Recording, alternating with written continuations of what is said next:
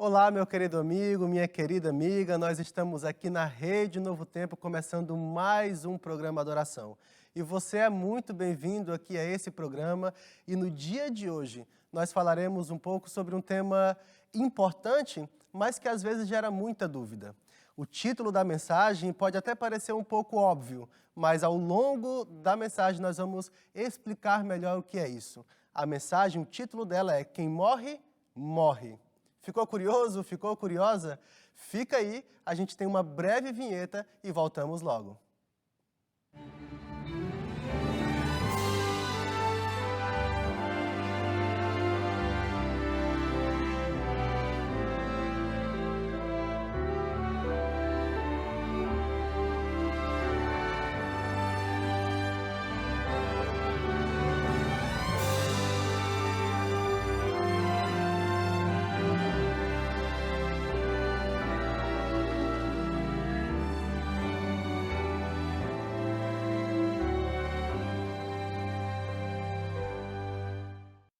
Bom, eu falei que seria rápido, nós já estamos aqui de volta, começando esse programa Adoração, falando um pouquinho sobre a mortalidade da alma. Nós vamos desenvolver um pouco melhor esse assunto ao longo da mensagem, mas antes de entrar no tema, eu quero falar para você de algo que nós queremos lhe oferecer.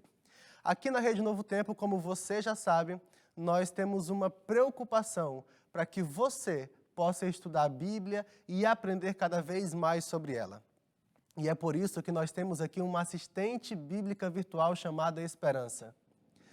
Essa assistente bíblica virtual é um robozinho, como alguns chamam, e nós temos aí vários cursos bíblicos que você pode estudar com ela, aprender diversas temáticas bíblicas. Inclusive lá, você pode encontrar um tema que fala também, um curso bíblico que fala também sobre a morte, que é o tema de hoje. Para você poder entrar em contato com a Esperança e começar o estudo bíblico com ela, basta você anotar o número que eu vou falar para você, vai aparecer aqui embaixo também. Você salva esse número aí nos seus contatos, salva como Esperança e manda uma mensagem para ela. O número é 12 98200 0062. 12 98200 0062. O número é muito fácil e também é muito fácil estudar a Bíblia com ela. Você vai abrir o seu WhatsApp e vai dizer assim, vai mandar só a mensagem estudo bíblico. Não precisa mandar bom dia, boa tarde, boa noite, mande apenas estudo bíblico. E a Esperança vai responder e você vai simplesmente ali conversar com ela, escolher o seu curso bíblico e certamente vai aprender muito sobre a palavra de Deus. E já que a gente está aqui falando da Esperança, eu quero falar para você também, na verdade eu quero fazer um agradecimento. Nós temos os Anjos da Esperança que mantêm viva a Esperança, que é a nossa assistente bíblica virtual. E é por isso que eu quero também convidar você a participar conosco de um programa muito especial. É uma celebração que nós fazemos ali junto com os Anjos da Esperança. Essa programação especial, ela vai acontecer no dia 25 de novembro, aqui na TV Novo Tempo, também na Rádio Novo Tempo, a partir das 8 horas da noite. E você certamente é o nosso convidado, é a nossa convidada especial, por isso reserve aí esse dia, 25 de novembro, a partir das 8 horas da noite. Nós teremos um belíssimo programa com muito testemunho, com muita pregação também. Eu tenho certeza que você vai adorar esse programa.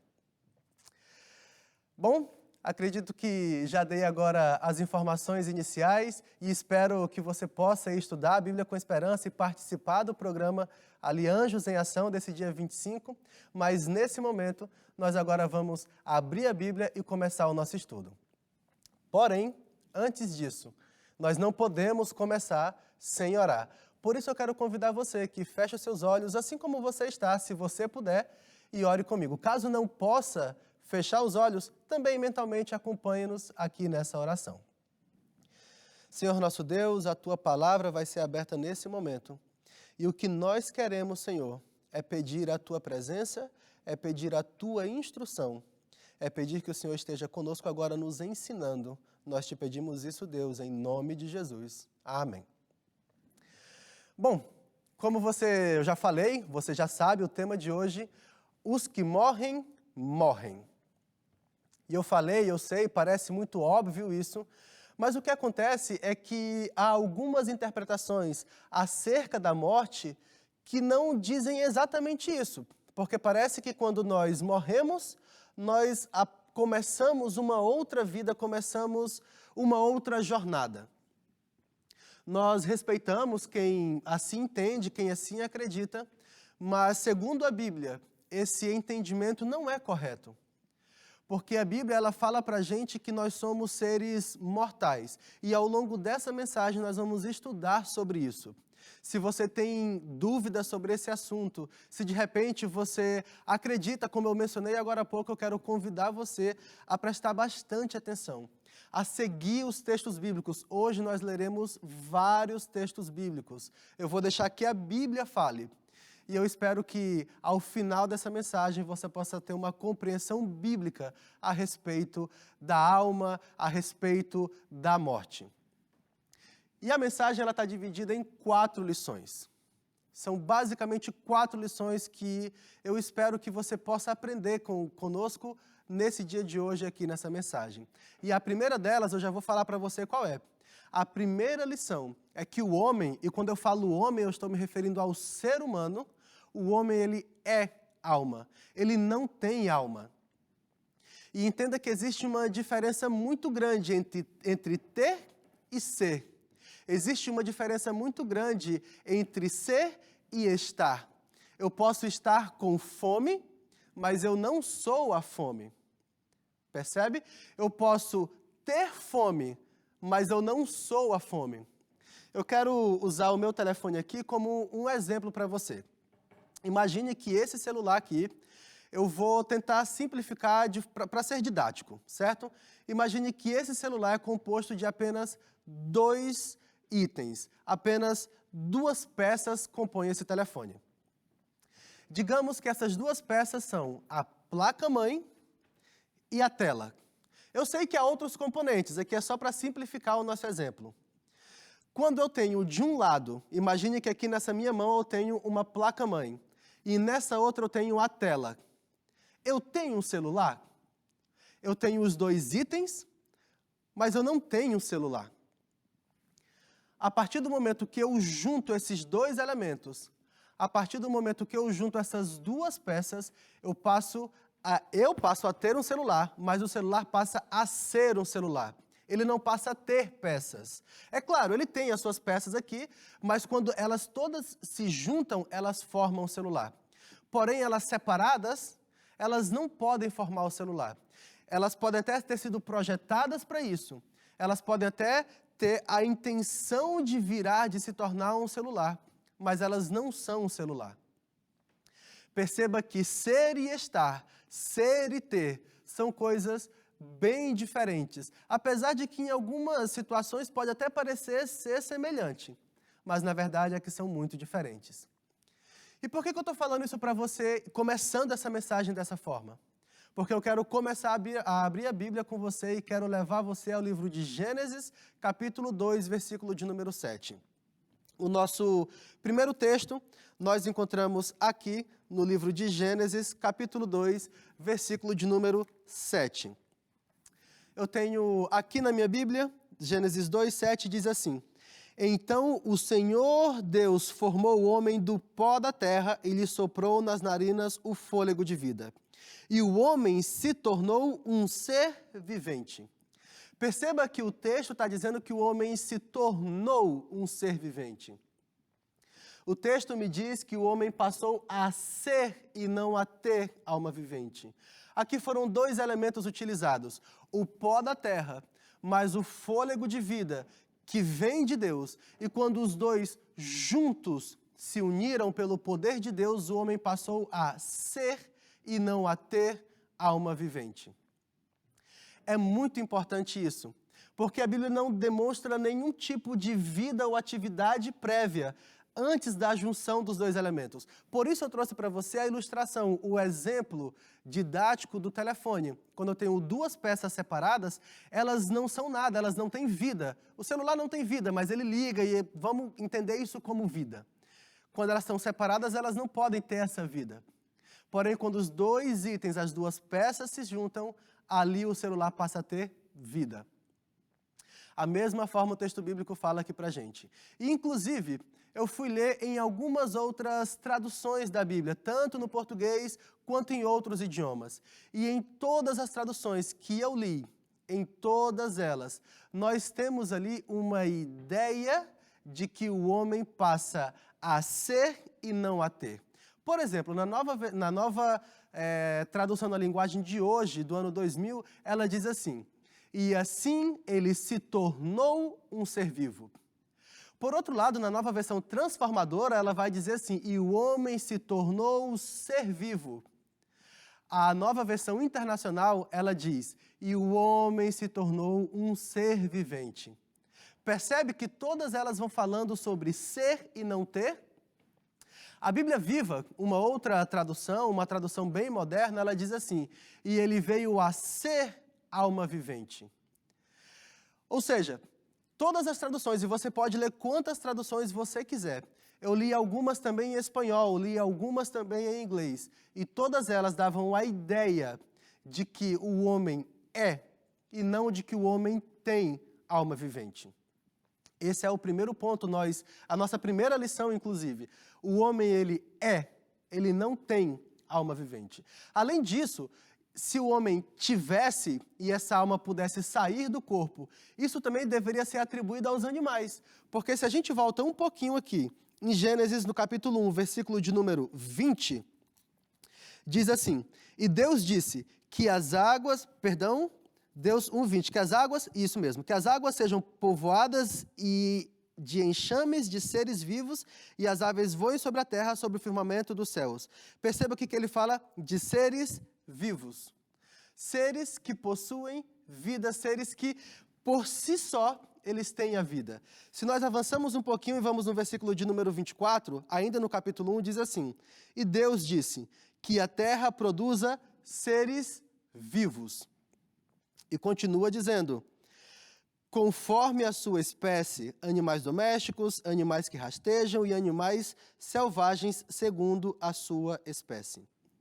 O texto bíblico ele é muito claro ao dizer que tanto o homem quanto os animais criados por Deus, eles não têm uma alma, eles são por si só um ser vivo.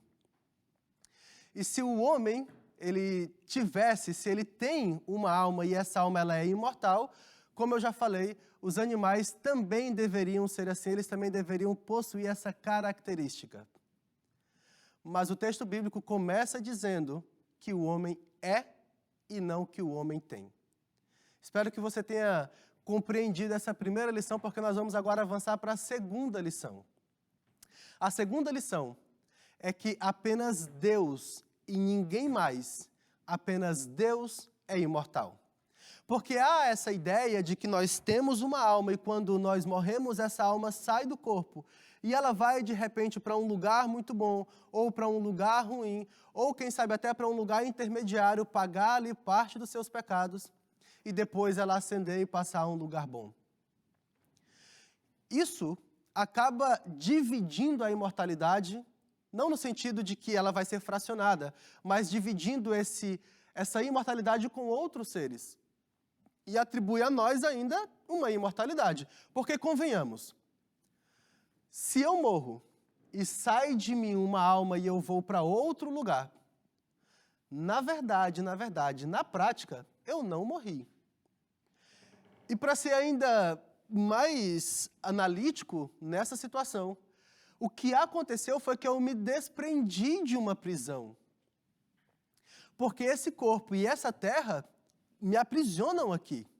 E o que aconteceu com a minha morte, se assim fosse, repito que eu estou aqui tentando apenas fazer um exercício de lógica, de interpretação. Se assim fosse, a morte seria uma grande bênção, porque eu sairia desse plano, eu sairia disso daqui e poderia agora ser livre. Algo etéreo que eu não me machucaria, não sentiria fome, sede ou qualquer outra coisa do tipo. Mas, como já foi dito, a Bíblia não fala dessa forma, a Bíblia não ensina dessa forma. O que ela ensina é que apenas Deus e ninguém mais é imortal. E agora eu quero levar você ao livro de Timóteo. No capítulo 6, versículo de número 16. 1 Timóteo, capítulo 6, versículo 16, diz assim: o único que possui imortalidade, que habita em luz inacessível, a quem ninguém jamais viu, nem é capaz de ver. A ele honra e poder eterno. Amém.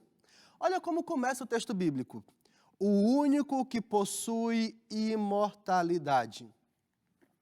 Apenas Deus possui imortalidade. Ninguém mais possui. Nada mais, nenhum ser mais é imortal. Apenas Deus. E aí talvez venha a pergunta, ok, mas de onde surgiu essa ideia de que a alma ela é imortal? Eu quero voltar com você aqui no livro de Gênesis, capítulo de número 3. É sempre um pouquinho mais difícil abrir a Bíblia no começo, né? Gênesis, capítulo 3, eu quero ler com você o versículo de número 4. Gênesis 3, 4. Diz assim: então a serpente disse à mulher: é certo que vocês não morrerão. E a partir desse momento, planta-se a ideia de que não há essa morte.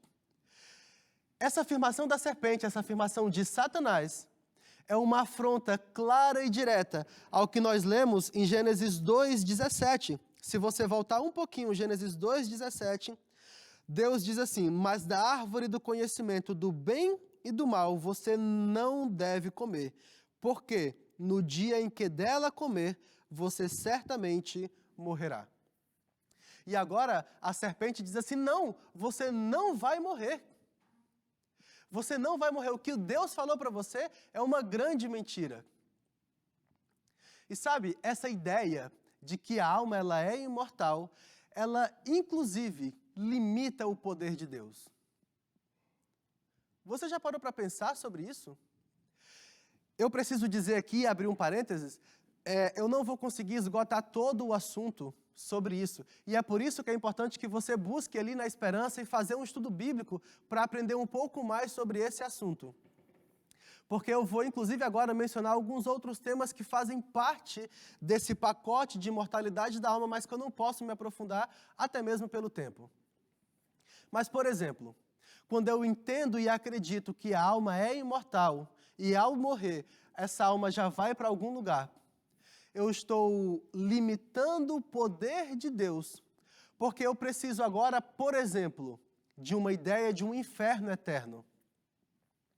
A Bíblia não ensina essa ideia de um inferno eterno, de algo que pega fogo para todo sempre, e a alma, as pessoas não são destruídas, elas não morrem. Eu estou limitando o poder de Deus porque eu estou dizendo que Deus não tem a capacidade de destruir o pecado e o pecador, de destruir o próprio Satanás. Quando eu entendo sobre um inferno eterno, eu só vejo duas possibilidades. Uma, ou é um Deus incapaz, ou o segundo, é um Deus sádico que gosta de maltratar as pessoas. Perceba que para qualquer um dos lados, eu estou julgando Deus e Deus tem as suas limitações. Percebe como essa ideia, então, ela limita também o poder de Deus? Porque se Deus não tem poder para destruir, para matar a alma ou para destruir Satanás, ele vai precisar de um inferno eterno. Por outro lado, se ele tem esse poder, mas ele não quer fazer, Deus é muito ruim. Deus é muito mau, é muito sádico. E a Bíblia me fala que vai haver um momento de eterna alegria, sem dor, sem sofrimento e sem choro. Como os justos poderão viver na santa cidade, sabendo que fora do arraial há milhões de pessoas, há milhões de almas sofrendo. Percebe? Apenas Deus é imortal. Essa é a nossa segunda lição. Nós não temos tampouco uma alma imortal, porque como nós já vimos na primeira lição, o ser humano não tem, o ser humano é uma alma. Então, quando alguém falar para você, você tem medo de alma? Bom, eu recomendo que você até tenha, porque às vezes é preciso ter medo de alguns seres humanos. Mas aquela alma como nós conhecemos em filmes, em outras histórias, elas não existem. A terceira lição, ela está muito associada ao tema da mensagem. É algo que pode parecer óbvio, mas nem sempre é. A terceira lição é: quem morre, morre. E eu preciso também que você aprenda isso nessa mensagem de hoje. E eu quero levar você mais uma vez à Bíblia. Abra sua Bíblia no livro de Eclesiastes. Eclesiastes capítulo 9. Nós faremos aqui algumas leituras no capítulo 9 de Eclesiastes. Especificamente 2 versículos. Quero ler com você o versículo de número 5 e em seguida eu já salto para ler o versículo de número 10. Versículo 5 de Eclesiastes 9 diz assim: porque os vivos sabem que vão morrer, mas os mortos não sabem nada e não têm nenhuma recompensa a receber, porque a memória deles jaz no esquecimento. Perceba, mas os mortos não sabem nada e não têm nenhuma recompensa a receber. Os mortos de nada sabem. Salomão fala ainda mais no versículo de número 10. Tudo que vier às suas mãos para fazer, faça-o conforme as suas forças, porque na sepultura, que é para onde você vai, não há obra, não há projetos, não há conhecimento e não há sabedoria alguma. Não há absolutamente nada após a morte. Pelo menos não há absolutamente nada imediatamente. Há uma promessa sim, e nós falaremos sobre isso na quarta lição dessa mensagem. Mas agora eu quero levar você ao livro de João. João, no Novo Testamento. Nós leremos aqui no capítulo de número 11. Quero ler com você os versículos de 11 a 13 de João 11. Tendo dito isso, acrescentou: nosso amigo Lázaro adormeceu, mas vou para despertá-lo. Então os discípulos disseram: Senhor, se dorme, estará salvo.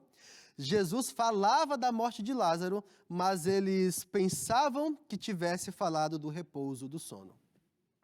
A Bíblia, ela traz em diferentes lugares, nós leremos mais alguns versículos que falam sobre isso, mas ela traz a ideia, a compreensão de que a morte ela é comparada a um sono.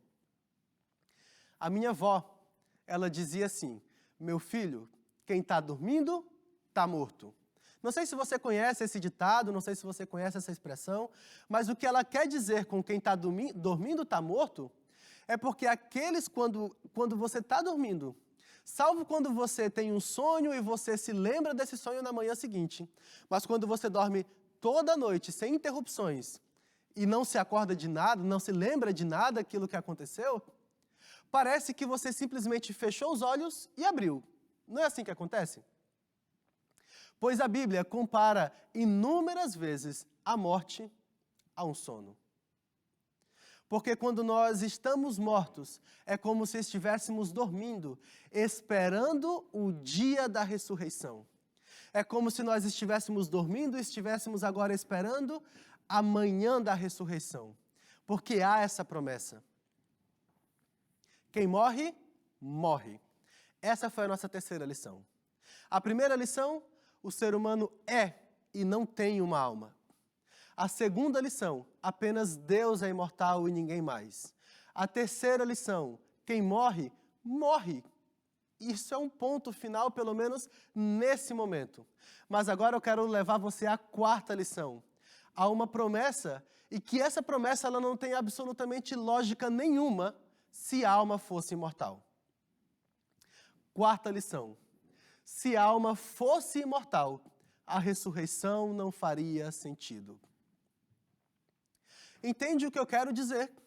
A Bíblia fala de uma promessa em que Jesus vai voltar.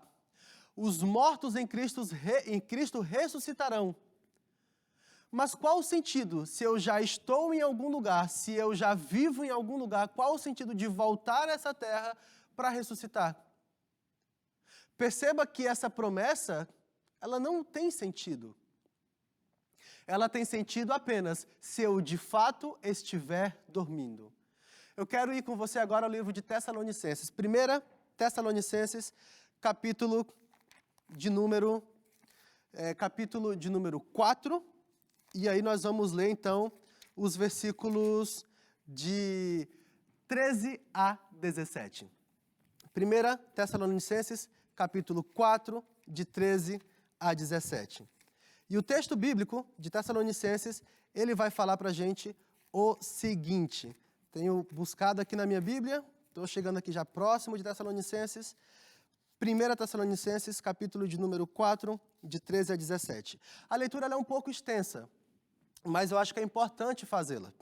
Diz assim: Irmãos, não queremos que vocês ignorem a verdade a respeito dos que dormem. Veja só, falando dos que dormem. Para que não fiquem tristes como os demais, que não têm esperança. Pois se cremos que Jesus morreu e ressuscitou, assim também Deus, mediante Jesus, trará na companhia dele os que dormem. Versículo 15. E pela palavra do Senhor, ainda lhes declaramos o seguinte: nós, os vivos, os que ficarmos até a vinda do Senhor, de modo nenhum precederemos os que dormem. Porque o Senhor mesmo, dada a sua palavra de ordem, ouvida a voz do arcanjo e ressoada a trombeta de Deus, descerá dos céus, e os mortos em Cristo ressuscitarão primeiro.